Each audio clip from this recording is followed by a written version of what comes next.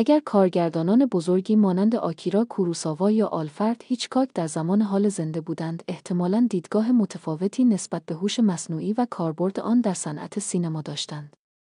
آکیرا کوروساوا به عنوان یکی از بزرگترین کارگردانان تاریخ سینما احتمالاً با احتیاط و دقت به پیشرفت‌های هوش مصنوعی در سینما می‌نگریست. او ممکن است نگران بود که هوش مصنوعی خلاقیت و انسانیت را از فرایند فیلمسازی حذف کند. با این حال کوروساوا ممکن است به پتانسیل هوش مصنوعی در ایجاد امکانات جدید برای بیان هنری و داستانگویی عمیق توجه داشته باشد. او احتمالاً به دنبال راههایی برای ترکیب خلاقیت انسانی و قابلیت‌های هوش مصنوعی در فیلمسازی بود. آلفرد هیچکاک به عنوان یکی از نوآورترین کارگردانان سینما ممکن است با کنجکاوی و شوق به پیشرفت‌های هوش مصنوعی در سینما نگاه می‌کرد.